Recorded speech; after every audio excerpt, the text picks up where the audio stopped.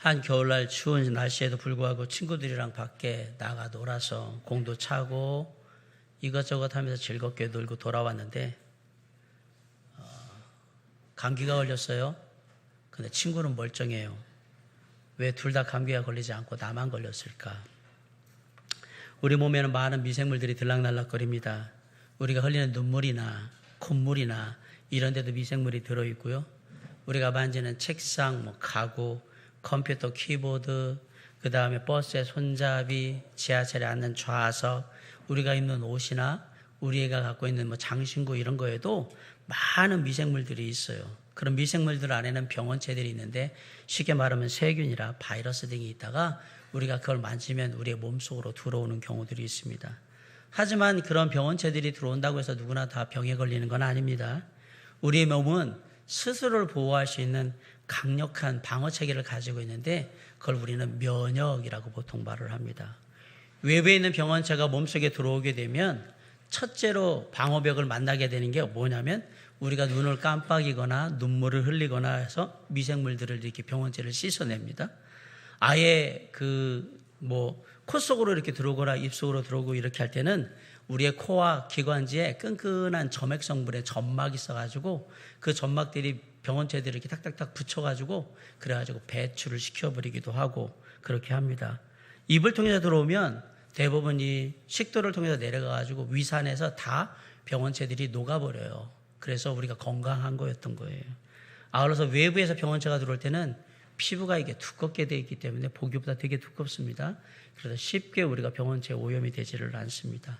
그래서 끝까지 다 갔다 위까지 통과를 했다 그러면 소변으로 또 배출을 해버리고 이렇게 해서 병원체들이 우리의 몸에 남아있지 않도록 우리의 몸이 이렇게 시스템으로 다 돌아가게 되어 있습니다.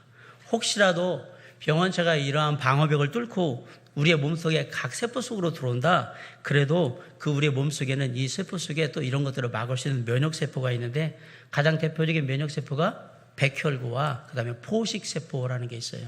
백혈구는 혈액 안에 돌아다니면서 쉽게 말하면 세균이나 바이러스와 대항을 해서 싸워서 우리의 몸을 건강하게 지키는 그러한 면역세포고요. 근데 포식세포라는 건 각 조직세포 안에 다 들어있어가지고 병원체가 들어오면 이 병원체들을 무조건 먼저 잡아먹어요. 그래가지고 없애가지고 우리 몸이 건강할 수 있도록 이렇게 지켜줍니다. 그래서 이런 어떤 면역체계들이 잘 돌아가면 우리가 사람은 건강하다라고 얘기를 하는 건데 평소에 이런 면역력을 높여서 건강을 유지하기 위해서는 좋은 습관이 필요합니다. 그중에는 음식을 골고루 먹는 게 중요하고요. 두 번째는 운동을 꾸준히 하는 게 중요합니다. 그리고 특히 중요한 게 있는데 뭘 받지 말아야 돼요? 스트레스를 받지 말아야 돼요. 스트레스를 긍정적으로 잘 처리를 하면 병에 걸릴 확률이 아주 낮아집니다. 스트레스는 만병의 근원이라고 얘기를 하는데 우리의 면역체가 깨지는 데 가장 중요한 원인을 제공하는 게 뭐냐? 스트레스입니다. 이 스트레스를 다른 말로 하면 세상에 당하는 문제라고도 하고 때로는 고난이라고 얘기도 하고 때로는 역경이라고 얘기도 하고 때로는 시련이라고 얘기를 하기도 합니다. 자, 이 스트레스를 잘 이겨야 되는데 어떻게 하면 이 스트레스를 잘 이길 수 있을까? 우리의 삶에는 우리가 생각하지 못한 많은 스트레스들이 있어요. 문제들이 고난이 있고 역경이 있고 시련이 있습니다. 이거 다 외부에서 오는 압박들입니다. 이거를 어떻게 하면 이길 수 있을까? 세상에서 말하는 대로 말하면 멘탈이 강해야 합니다. 멘탈이 강하다는 얘기는 그 사람 안에 뭔가 믿는 든든한 것이 있어야 된다라는 얘기입니다. 스트레스를 이기려면 내 멘탈이 강해야 되는구나. 내 안에 뭔가 믿을 만한 든든한 것이 있어야 외부로부터의 그런 압박이 오더라도 내가 능히 나를 지키고 이길 수 있다라는 얘기예요. 성경은 그 나를 지키는 그 든든한 뭔가를 하나님의 사랑이라고 통칭해서 얘기를 하는 거예요. 하나님을 믿는 사람들은 하나님께서 정말 많이 사랑하고 관심을 주는 그런 귀한 존재라는 사실을 제가 말씀을 드렸어요. 아시겠지만 세상 살아갈 때요. 어릴 때부터 사랑을 많이 받고 자란 사람하고 사랑에 굶주려 있는 사람하고는 삶의 태도가 다릅니다. 때때로 이 사랑 많이 받은 사람들은요, 삶이 흔들려도 쉽게 넘어지는 경우가 별로 없어요. 왜냐하면 자기를 사랑하고 지지해 줄 사람들이 있다는 걸 알기 때문에 본능적으로 알아요. 그래서 그런 것들을 잘 견뎌가고 어떤 순간에든 그것들을 잘 이겨나가는 걸 볼 수가 있습니다. 바꿔 얘기하면 사랑이 우리의 삶의 신앙의 아니면 영혼의 면역력과 같은 역할을 한다라는 얘기예요. 그래서 사랑이 되게 중요해요. 사랑받고 있다라는 게 되게 중요하다라는 사실이에요. 그런데 우리에게 주어지는 주변의 환경들은 늘 똑같은 게 아니어서 시시각각으로 막 변해요. 여러 가지 많은 처하는 형편들이나 상황들이 막 변해오기 때문에 우리가 때때로 그것들 때문에 힘들어할 때가 참 많아요. 그러면 잘 생각해야 돼요. 왜 이게 힘들까? 뭐 때문에 내가 힘들까? 라고 생각할 때 그때는 조금 더 멀리 보셔야 됩니다. 무슨 얘기냐면 뭐가 나한테 와서 나를 힘들게 하고 있는 걸 미리 봐야 한다라는 얘기예요. 그래서 그 시각들을 조금 조정을 해서 당장 여기서 봤던 것들을 조금 더 앞으로 바라봐서 뭐가 지금 내 인생에 다가오고 있을까? 그러면 그 다가오는 것을 바라보면서 뭘 해야 되느냐? 내 멘탈, 내 안에 든든한 것을 굳게 잡고 내가 이것도 잘 이겨나가리라 이렇게 생각하고 나가는 거예요. 그럴 때 가장 중요한 게 뭐냐? 아까 말한 사랑이에요. 나는 사람들한테 사랑받고 그 사랑으로 내가 힘을 얻는 사람이니까 내가 그 기대만큼 잘해야지 라고 얘기하면서 나아가는 거예요. 그게 베드로전서 1장 1절로 2절에서 우리는 하나님의 크신 은혜와 사랑을 듬뿍 받고 있는 존재라는 걸 잊지 마세요. 인생의 시련이 다가올 때 우리가 그런 존재라는 걸 우리가 분명히 알고 있다면 우리가 잘 이겨나갈 겁니다 라는 얘기를 지난주에 제가 설교를 했던 거예요.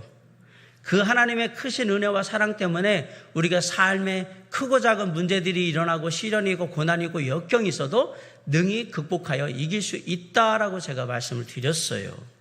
그러면 우리가 하나님의 자녀로서 크신 하나님의 은혜와 사랑을 받는 존재로서 우리가 그 하나님의 크신 은혜와 사랑을 통해서 우리의 삶에 주어지는 많은 시련들을 능히 이길 수 있다라고 우리가 분명히 알고 있을 때 그럼에도 불구하고 순간순간 변하는 상황 속에서 우리가 잊지 말아야 될 것, 그 하나님의 사랑 안에 담겨있는 귀한 하나님의 은혜가 뭐냐라고 할 때 그 안에 두 가지가 더 담겨 있었는데 그게 바로 산 소망과 확실한 믿음입니다.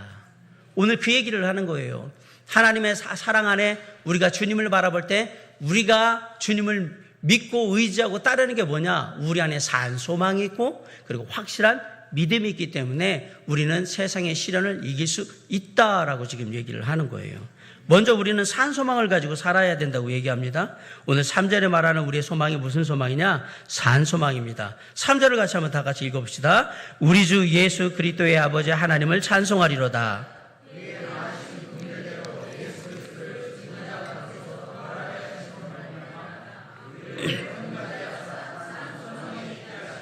네. 사도 베드로가 3절을 시작하면서 우리 주 예수 그리스도의 아버지 하나님을 찬송하리로다 라고 얘기했어요. 왜 찬송하냐? 생각해 보니까 하나님 아버지가 우리를 위해서 베푸신 그 은혜와 사랑이 너무나도 커서 먼저 하나님께 감사합니다, 고맙습니다, 인사드리고 시작해야겠다 이 얘기를 하는 거예요. 세상에는 우리를 바라볼 때 세상 사람들이 우리를 바라보면 진짜 별 볼 일 없는 사람들이에요. 여기저기서 욕도 많이 먹고 조롱도 많이 당하고 무시도 많이 당합니다. 사실 요즘은 뭐 교회 다닌다, 예수 믿는다 그러면 사람들이 관심도 일도 없어요. 아무 관심 없습니다.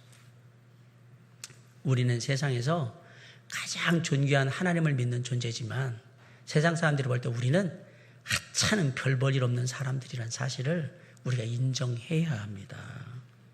어찌 보면요, 가면 갈수록 예수 믿는다는 게 너무너무 힘들고 외로운 그런 상황으로 자꾸 몰려가고 있는 것 같아요. 그럼에도 불구하고 예수 그리스도를 믿는 우리 안에는 세상의 그 어떤 것으로도 그 누구도 빼앗을 수 없는 뭔가가 분명히 있음을 믿으시기 바랍니다. 그게 뭐냐? 그게 산소망이에요. 산소망. 저 예전에 아주 어릴 때 트럭에 산낙지라고 써 있더라고요. 그래서 뭐라고 생각했냐면 산에 무슨 낙지가 있지? 그때 어린 생각에는 무슨 생각을 했냐면 산에도 내가 모르는 낙지가 사나 보다.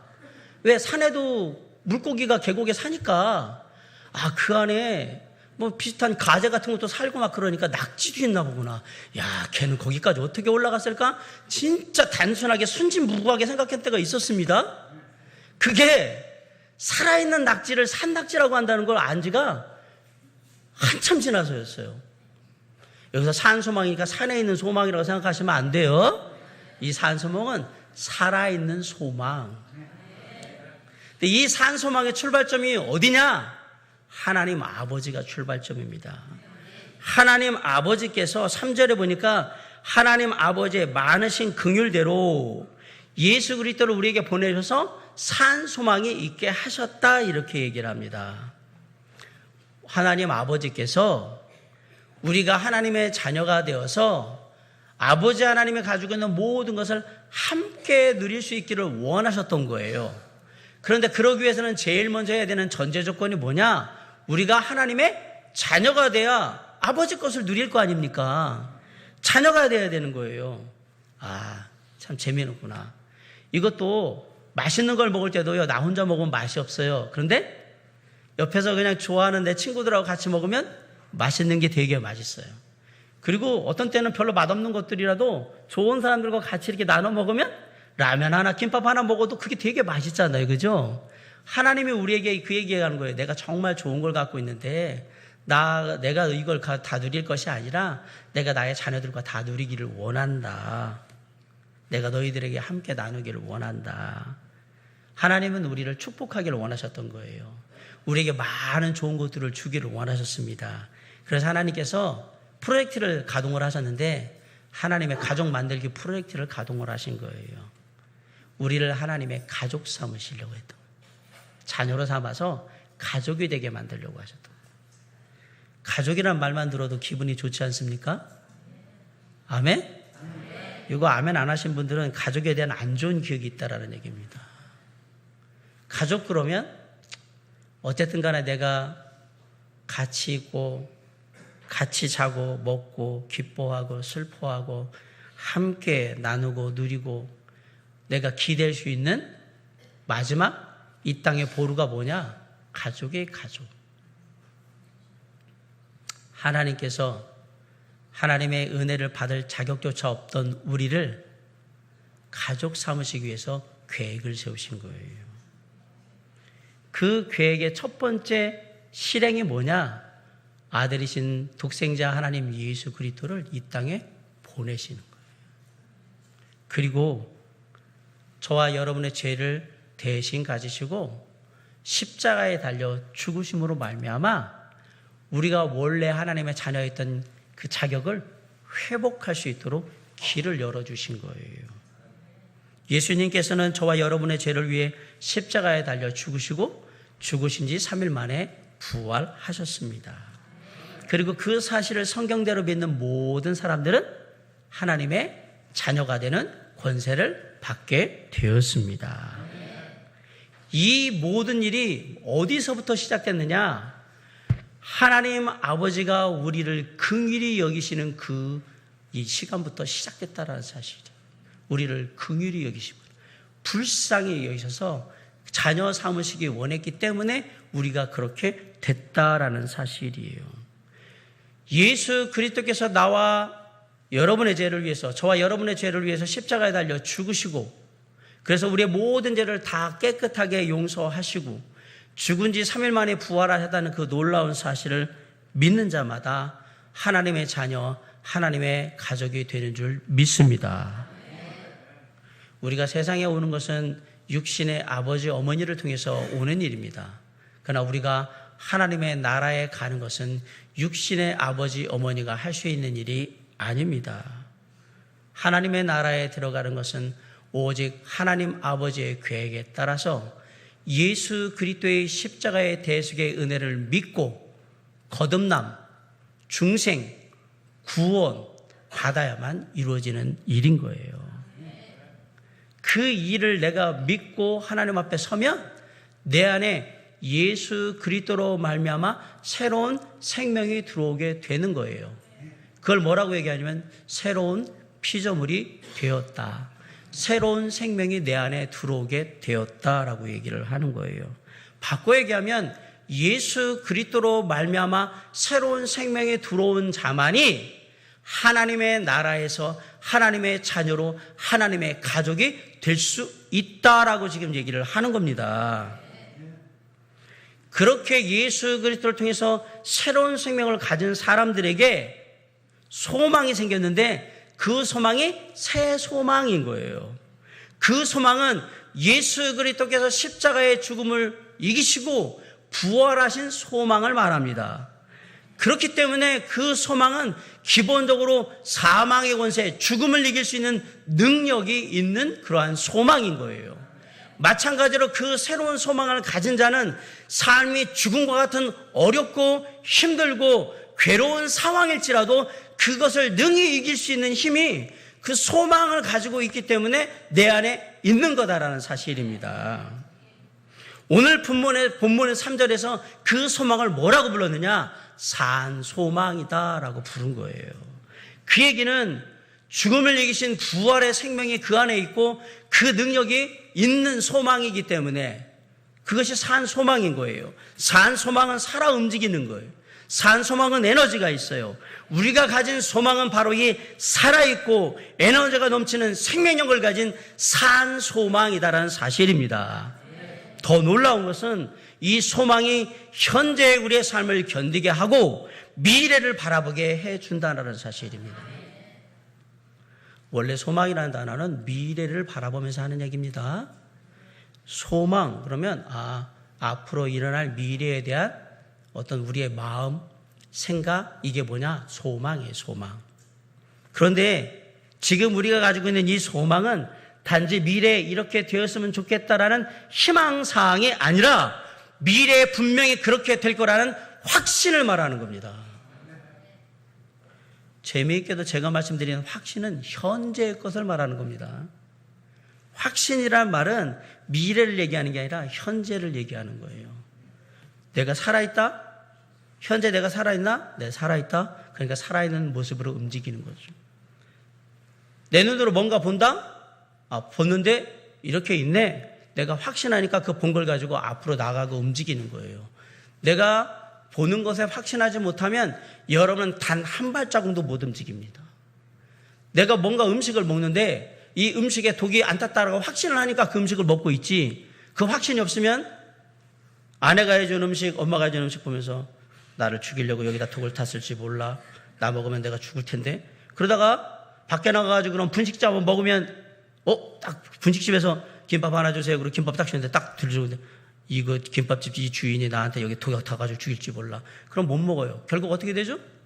확신이 중요한 이유는 우리가 확신을 잘못 가지면 우리가 정말 인생이 비참해지고 피폐해져요.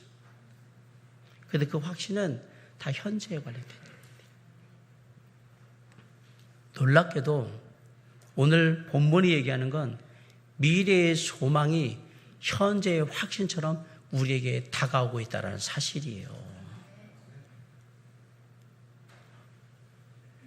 우리가 미래의 소망을 가지게 되면, 산 소망을 가지게 되면 남이 보지 못하는 것을 보게 되고, 남이 듣지 못한 것을 듣게 되고, 남이 느끼지 못한 것을 느끼게 되며, 남이 알지 못한 것들을 알게 되고, 남이 생각하지 못한 것들을 생각하는 놀라운 일들이 벌어지는데, 그게 우리 가운데 분명하게 일어날 일로 믿어지더라 이 얘기예요. 그게 산 소망이 가진 힘입니다. 그래서 그 산 소망을 갖고 있기 때문에 미래는 반드시 이렇게 될 거야 라고 미래에 일어날 사실이 지금 나에게 확신으로 다가오기 때문에 내가 그 소망 가운데 흔들리지 않고, 비록 지금의 현장의 상황들, 현재에 처한 환경, 그 다음에 조건, 이 모든 것들은 내가 생각하는 바와 맞지 않지만 어차피 이게 시간이 지나서 미래로 갈 때는 이렇게 될 거라고 내가 믿기 때문에 지금의 잠깐에 보여지는 이런 상황들을 그냥 능히 이기고 견디면서 지나가더라는 사실입니다. 그게 산소망의 능력이었던 겁니다. 그 산소망 누가 주셨느냐? 우리의 죄를 대신 지시고 십자가에 달려 죽으신 예수 그리스도께서 죽음을 이기고 부활하심으로 말미암아 우리에게 살아있는 소망을 주신 거예요. 4절에서 그 산 소망, 우리가 가지고 있는 그 소망 안에 무언가 또 담겨 있다라고 얘기를 하는데 4절 한번 읽읍시다. 시작. 썩지 않고 더럽지 않고 쇠하지 아니하는 유업을 네, 여기서 유업을 얘기하고 있어요. 썩지 않고 더럽지 않고 쇠하지 아니하는 유업. 모든 그리스도인들은 미래의 유업이 있습니다. 바꿔 얘기하면 하나님한테 받을 게 있습니다. 좋으시죠? 하나도 없을 줄 알았는데 받을 게 있대요. 좋으시죠? 그러면 좀 미안한 마음도 가져야 돼요. 내가 한 게 뭐가 있다고 하나님만 받나 이런 마음을 갖는 게 정상이에요. 내가 한 게 뭐가 있다고 받아요. 근데 놀랍게도 내가 한 거 있든 없든 상관없이 하나님께서 뭔가 줄 거를 예비해 놓고 있어요. 그게 뭔지는 잘 몰라요. 이게 하나님의 축복일 수도 있고 하늘나라에서 내가 누릴 것도 있는데 그것이 구체적으로 뭐냐라는 것은 잘 알 수가 없어요. 근데 분명한 건 그게 뭐든 간에 상관없이 이 미래에 받을 유업, 바꿔 얘기하면 모든 믿는 자 하나님의 자녀들은 하나님의 나라에서 하나님을 통해서 받을 게 있다라는 사실입니다. 아이고 행복해라.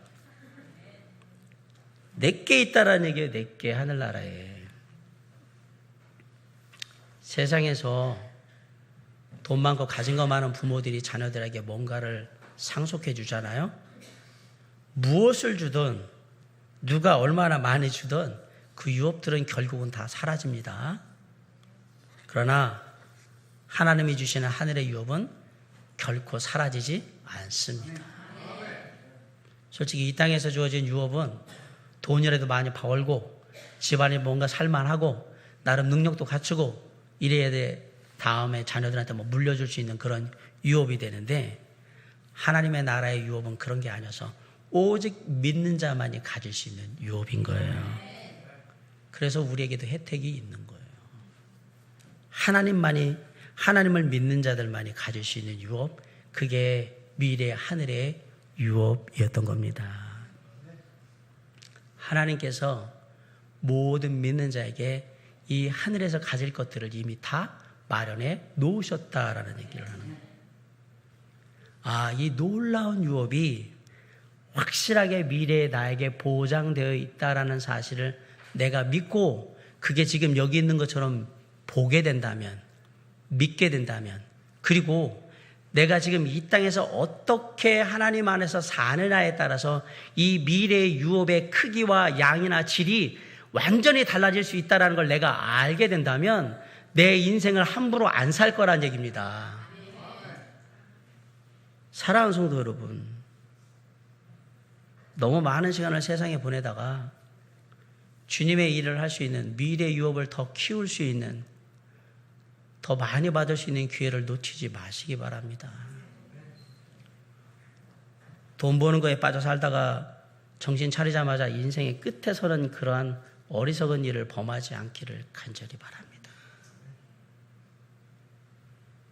예배 드리실 때 예배 드리고, 기도해야 될 때 기도하고, 말씀 읽을 때 말씀 읽고, 누군가를 섬겨야 될 때 섬기고, 내가 뭔가 배워야 될 때 배우고, 해야 할 때 하나님 안에서 할 것들을 하세요. 그게 미래의 유업을 쌓는 길인 거예요. 내가 미래에 받을 유업을 어떻게 쌓고 있는지를 이제 생각하면서 내 인생의 길을 하나하나 살펴야 합니다. 우리가 사한 소망을 가지고 미래에 이런 유업이 있다라는 걸 우리로 하여금 알게 해주는 게 뭐냐?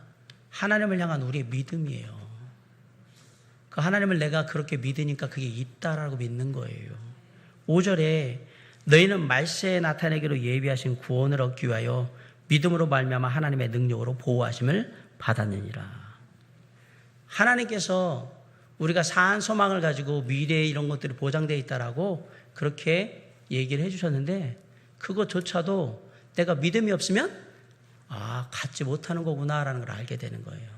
그래서 내가 믿음을 가져야지, 믿음을 지켜야지 그렇게 했어요. 그런다고 믿음이 지켜지든가요? 믿음이라는 것 자체도 내가 갖고 싶다고 갖고 내가 지키고 싶다고 지킬 수 있는 것이 아닙니다. 하나님의 은혜로 주님이 도와주셔야 믿음도 갖는 거고요. 믿음도 지킬 수 있는 겁니다. 내가 맘먹는다고 되는 일이 아닙니다. 많은 분들 제가 보면서 내가 믿음 이렇게 지키고 있어요 막 얘기할 때, 당신이 지키는 게 아니라 주님의 은혜가 당신을 지켜주시는 겁니다. 그것도 아직도 모르고 믿음을 내가 지키고 있다고 생각하면 참 어리석습니다. 왜냐하면 내 삶의 가장 연약한 부분을 딱 건드릴 때 내 믿음이 와르르 무너지는 것을 수없이 경험하게 될 거거든요. 내가 내 믿음을 지킨다? 꼭 이게 내 주먹을 믿어라고 똑같은 말이에요. 그러다 감기 걸리면 2, 3일 누워있으면서 그 주먹 쥔 사람은 일어나지도 못하고 골골거리는 걸 잘 보세요. 다 안 돼요. 그거는 모든 것은 주님의 은혜인 거예요.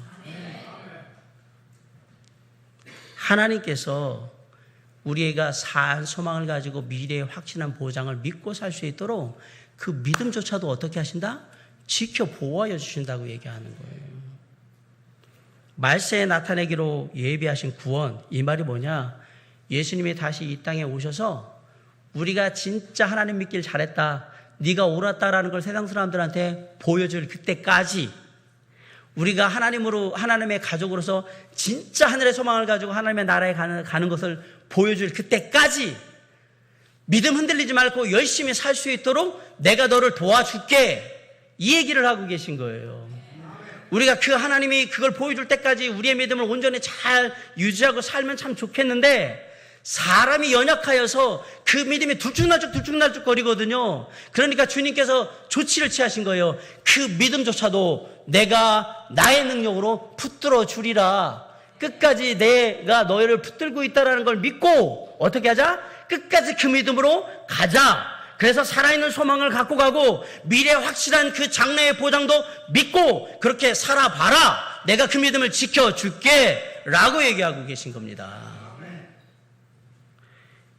우리가 믿음이 흔들릴 때마다 너무 걱정하지 마세요. 이러다가 어떻게 되는 거 아니야? 믿고 있는 게 이게 맞나? 틀리나? 막 혼란스러울 때도 있어요. 그렇다고 뒤로 물러서지도 마시기 바랍니다.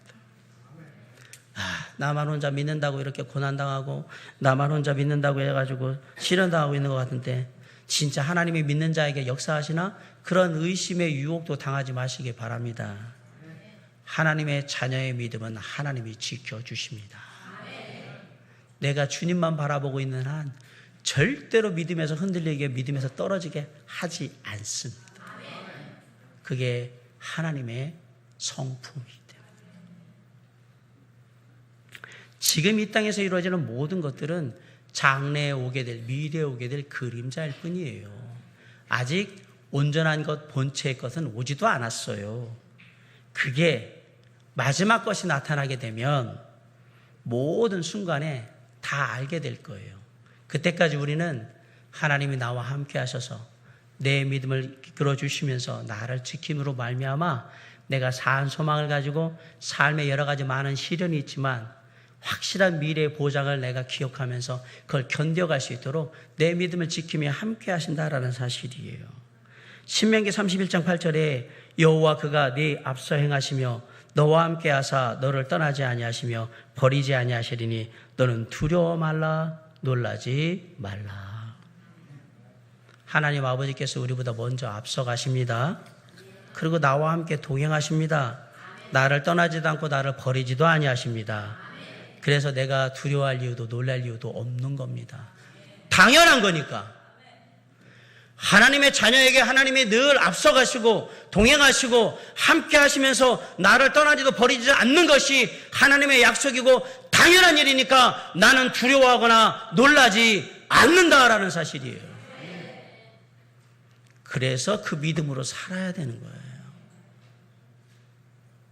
우리의 삶에 많은 문제도 있고 시련도 있고 고통도 있고 역경도 있지만 우리가 기뻐할 수 있는 이유는 산 소망이 내게 있으며 미래의 유업이 확실하게 보장되어 있다는 걸 내가 믿기 때문인 거예요.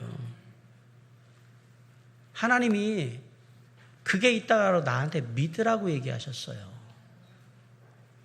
저는 여러분한테 믿으세요라고 얘기할 때 제가 얘기하는 어떤 것들은 믿을 게 못 되는 얘기를 믿으세요라고 얘기할 수 있어요. 저는 인간이기 때문에.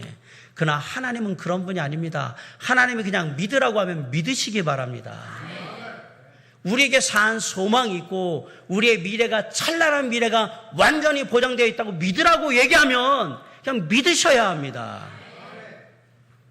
하나님은 우리에게 믿으라고 얘기하고 부도 내신 적이 한 번도 없으시고 하나님이 마음먹고 하신 일 중에 중도에 포기하신 일이 하나도 없습니다. 그분이 하나님입니다. 그분이 우리에게 믿으라고 얘기하신 거예요. 근데 때때로 하나님께서 우리의 삶에 우리로 하여금 좀 피도 흘리게 하고 땀도 흘리게 해요. 그걸 우리는 뭐라 그러면 문제, 고난, 시련, 역경이라고 얘기를 해요. 본문 6절에서는 이걸 또 다른 표현으로 했어요. 여러 가지 시험을 만났다라고 되어 있어요. 6절 한번 읽어봅시다. 그러므로 너희가 이제 여러 가지 시험으로 말미암아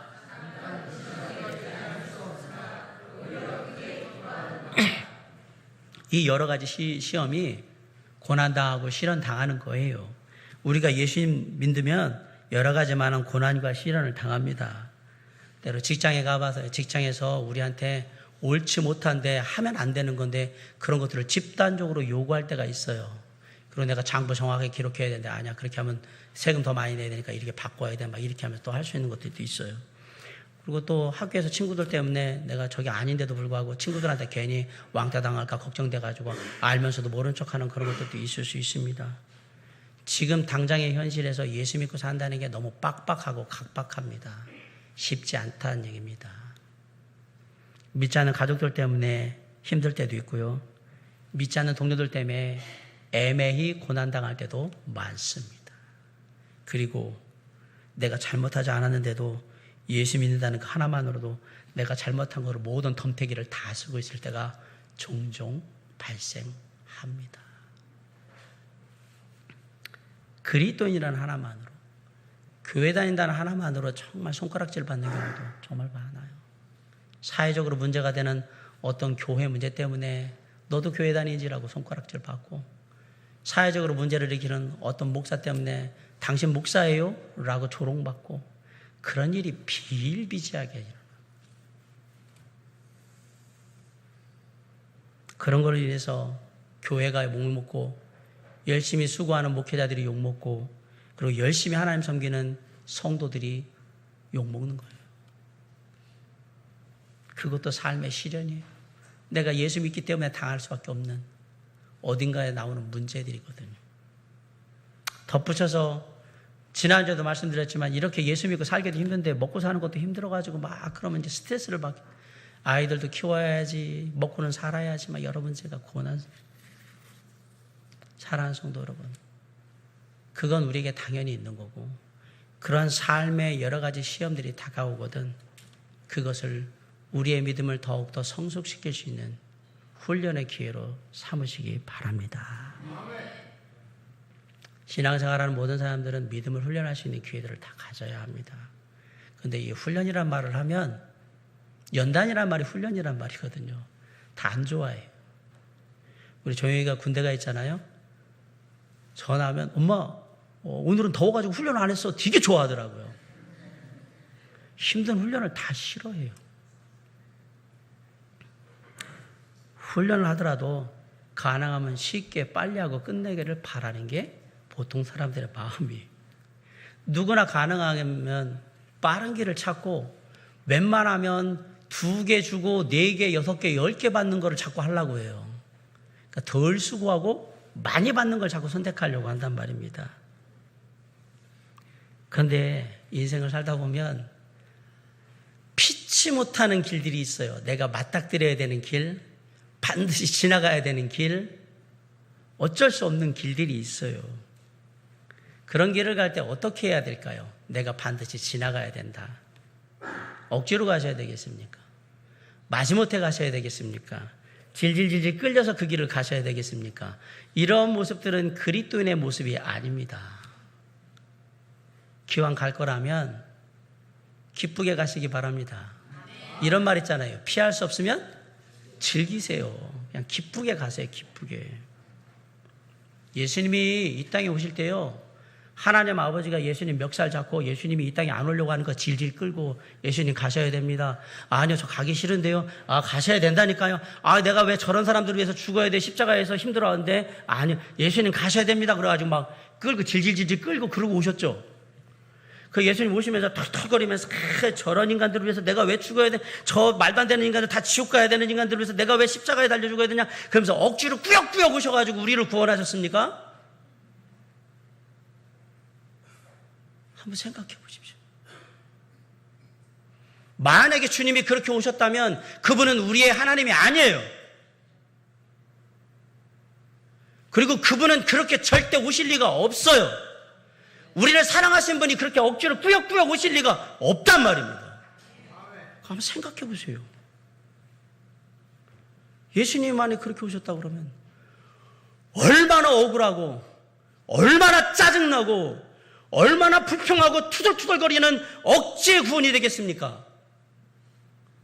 그 억지로 이룬 일의 당사자가 저와 여러분이라면, 누군가 여러분한테 생일 선물을 주는데 주기 싫은 걸 억지로 눈치 보면서 줬다면 기쁘시겠습니까? 잘 한번 생각해 보세요. 여러분 가끔 그런 선물 받을 때 있잖아요. 나한테 줄 거 아닌데 사람들 눈치 보면서 그냥 억지로 그냥 그거 맞춰가지고 그냥 이렇게 눈치는. 기분 얼마나 나쁩니까? 예수님이 그렇게 우리를 구원하신 게 아닙니다. 예수님은 기쁘게 이 땅에 오셨습니다. 내가 너와 모든 사람들을 위해서 내가 십자가에 죽으리라 그러고 이 땅에 오셨어요. 기꺼이 자원하여서 기쁜 마음으로 이 땅에 오셨어요. 십자가에 달려 죽으실 때도 힘드셨지만, 아버지여, 이만 이 잔이 정말 내 잔이 안 되기를 간절히 바라지만, 그러나 아버지여, 이것이 내가 이 영혼들을 사랑하고 모든 인류를 구원할 수 있는 길이라면 내가 기쁘게 그 길을 가겠습니다. 아버지 뜻대로 하겠습니다. 라고 그 길을 자원해서 가시잖아요. 그리고 이루신 구원, 놀라운 그 은혜와 사랑의 구원의 혜택을 바로 누가 보고 있느냐? 저와 여러분이 보고 있는 겁니다. 주님이 그 시련을 통해서 우리에게 가르쳐 주신 게 있어요. 이게 피할 수 있는 게 아니면 기꺼이 그 길을 가야 하는 거예요.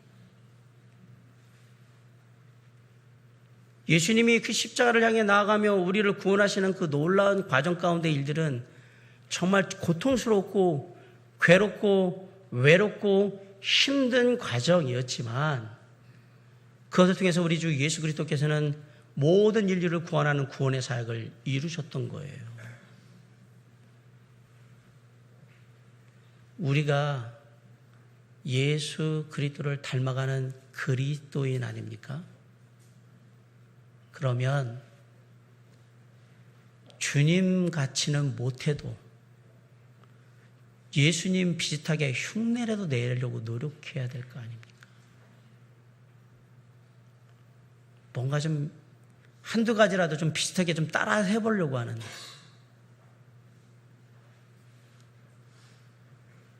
예수님께서 그 모든 시련이 앞에 있으셨지만 단 하나도 그것을 피하지 않으셨고, 그 속에서 더욱더 저와 여러분을 향한 사랑을 다지셨고, 마침내 그 극한의 고통과 시련을 감당하시고 우리를 구원하신 그 놀라운 은혜와 사랑을 기억해 보시기 바랍니다.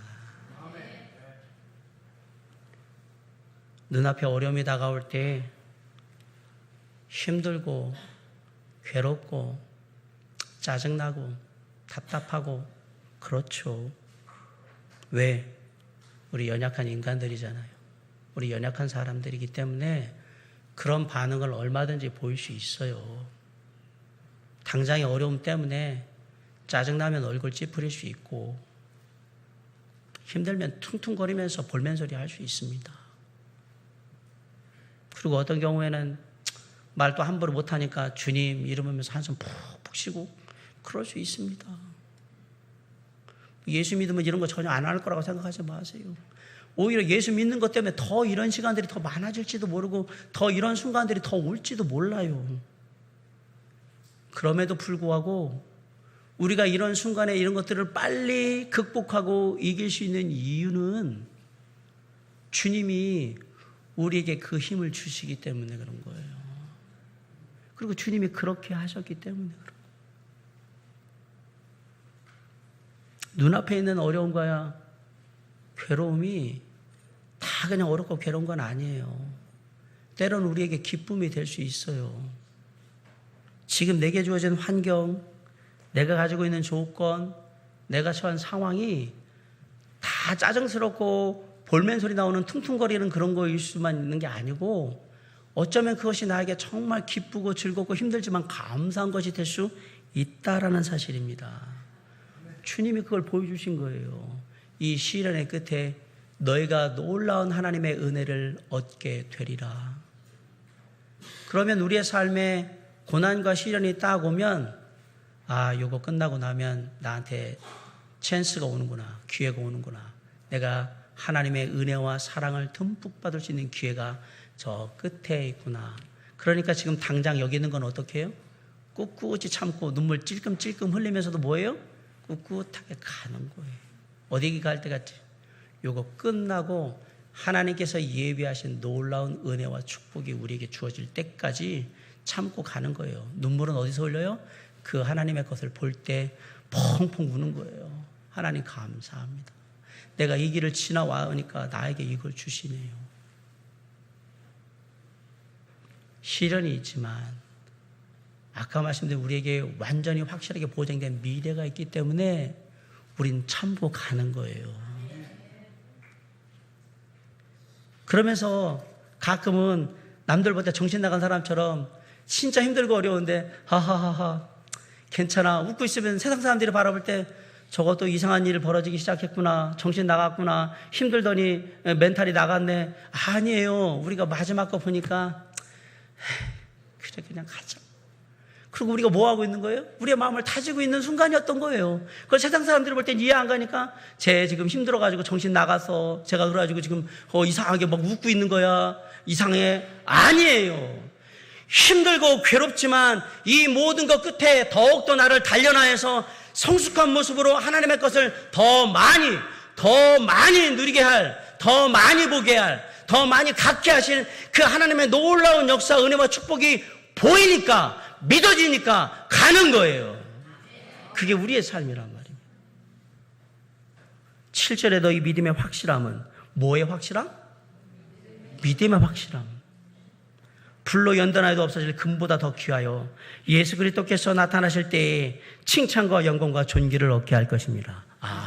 내가 시련, 믿음의 그 시련 속에서 내가 하나님이 진짜 이렇게 약속하신 게 맞다라는 걸 경험하면서 더욱더 내 믿음이 굳건해질 때, 확실해질 때, 그거는 불로 연단 금보다도 더 귀한 거라는 얘기예요. 이건 값으로 살 수가 없는 거다 얘기를 하는 거예요.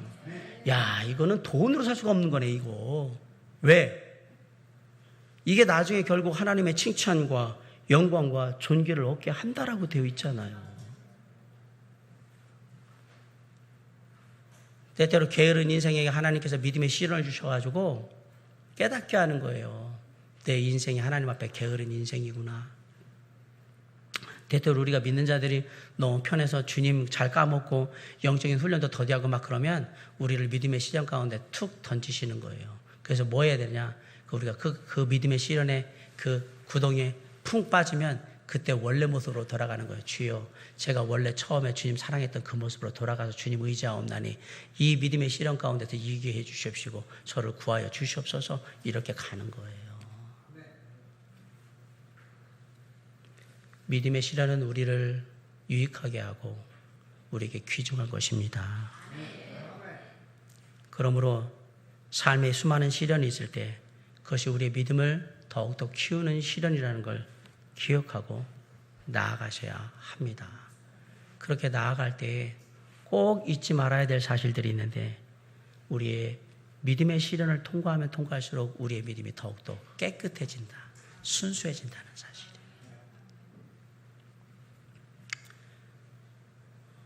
풀무불 안에 철이나 금이 계속 자꾸 들어가는 이유는 불순물을 다 태워내려고 하는 거예요. 우리가 믿음의 시련이라는 용광로 풀무불 안에 자꾸 들어가야 되는 이유는 내 인생에 더럽고 추한 것들을 자꾸 없애서 뭐 해야 돼요? 하나님 앞에 깨끗하고 순전한 믿음으로 서게 하기 위해서 하나님이 넣으시는 거예요. 순도가 높아지려면 연단은 필수적입니다. 대장장이가 칼을 만들 때 쇠덩이 칼을 꺼내가지고 계속 망치로 쳐요. 그럼 대장장이가 망치로 그 칼을 치는 이유가 이 칼을 부러뜨리고 이 칼로 냄비를 만들기 위해서 치는 게 아니라 더 단단히 하고 더 날카롭게 하기 위해서 망치로 계속 치는 거예요. 순도를 높이려면 연단의 강도도 강해집니다. 바꿔 얘기하면 내 안에 내 삶에 더럽고 추악한 불순물들이 많으면 많을수록 우리는 믿음의 시련이라는 풀무불 용광로로 자꾸 던져져야 되는 거예요. 이 불순물을 자꾸 없애야 되니까. 그러면 시련이 오거든 주님, 저를 괴롭고 힘들게 하려고 하시는 것이 아니라 제 삶에 더럽고 추한 것들을 제하셔서 하나님의 자녀로 놀라운 살아있는 소망 가운데 미래를 위하여서 더 아름답고 더 주님 보시기 합당한 모습으로 준비시키기 위해서 저에게 이런 시련을 주시는 줄 믿습니다 라고 하고 그 믿음의 시련 안으로 들어가는 겁니다. 시련은 우리가 연단받을 수 있는, 훈련받을 수 있는 기회입니다. 시련이 오면 왜 나만 이런 시련을 주십니까? 라고 자꾸 묻지 마시고 더 좋은 그리스도인의 태도는 주님, 이제 제가 훈련받아야 할 때가 된 것 같네요. 잘 받아서 훈련의 결과처럼 좋은 하나님의 군사로, 하나님의 일꾼으로, 하나님의 사람으로 다시 거듭나겠습니다. 저는 껄렁껄렁하던 종혁이가 훈련소에서 훈련받고 그렇게 늠름해질 줄 몰랐습니다. 내 자식은 그래도 껄렁껄렁 하겠지라고 했는데 아니요. 훈련은 사람을 만들더라고요. 사랑하는 성도 여러분, 믿음의 시련, 믿음의 훈련을 통해서 우리는 더욱더 하나님의 사람이 돼가는 거예요. 그런데 이 믿음의 시련, 믿음의 훈련은 그 시련으로 끝나지 않아요. 여러분, 우리가 어떤 힘든 일을 당하면 그 목적이 사람을 더 독하게 만들고 더 강하게 만들고 더 거칠게 만들고 막 이러기 위해서 우리를 그런 시련을, 삶의 시련을 주느냐? 그게 시련의 목적이 아닙니다. 하나님을 믿는 하나님의 사람들에게 믿음의 시련이 주어지는 이유는 우리의 믿음을 더욱더 순전하게 하여서 결국 우리가 더 온전한 모습으로 하나님을 믿고 따르는 하나님의 자녀들이 되게 하기 위해서 우리에게 믿음의 시련을 주는 겁니다. 쉽게 말씀드릴게요. 예수 닮아가게 하기 위해서 주시는 거예요.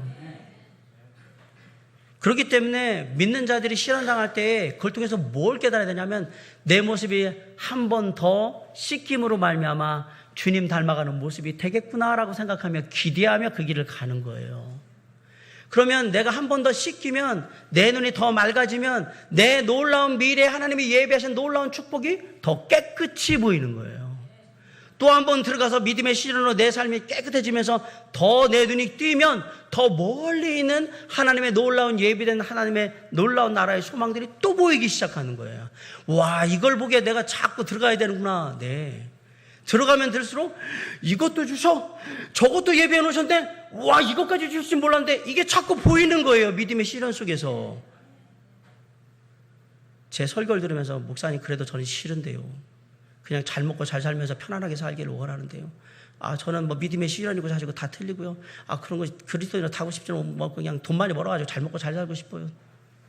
그러다가 인생의 끝에 쓰신다고 제가 말씀드렸잖아요. 아니요. 세상에는 우리가 누리지 못할 것들이 있어요. 그러나 하나님의 이거 세상의 것들은 자격이 조건이 있어야만 누릴 수 있는 것들이 많은데 하나님의 나라에는 자격 조건이 딱 하나밖에 필요 없어요. 믿는 자라는 사실밖에 없어요. 근데 그 안에 하나님께서 많이 이렇게 펼쳐놓으셨는데 내가 있는지도 모르는 거예요. 못 보는 거예요. 너 이거 네 건데? 관심 없어요. 안 보여요. 놀랍게도 그런데 믿음의 시련을 당하면 이거 제 거예요? 네 거다. 진짜예요? 다음 믿음의 시련을 적어줄게. 진짜예요? 그럼 이제 다 이렇게 가는 거죠. 기대로 가지고 하나님의 믿음의 시련을 당하는 거예요. 어떤 사람이 삶에 어렵고 힘든 일을 당했는데 이 사람이 자꾸 고집스러워지고 아주 막 강팍해지고 막 그랬다. 이 사람이 그 어떤 삶에 닿아오는 문제, 시련, 고난, 역경을 맞아들인 자세의 문제가 있었던 겁니다. 사람은 이 일을 당하면 당할수록 부드러워지고 여유로워지고 그리고 너그러워지게 되어 있는 거예요. 인생의 모든 내게 다가오는 모든 게 내가 가진 것으로 되는 일들이 아니고 내가 맘먹는다고 해결되는 일들이 아니고 내가 어떻게 한다고 되는 일들이 아니구나. 그러면 우리가 마음이 부드러워지면 뭘 생각하냐? 모든 게 주님의 뜻 안에 있구나. 주님이 함께 하셔야만 이 문제가 해결되는구나. 주님이 도우셔야만 이것을 벗어날 수 있구나.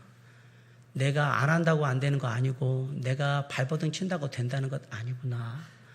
정말 나와 함께 주님이 함께 하시는 게 중요한 거구나.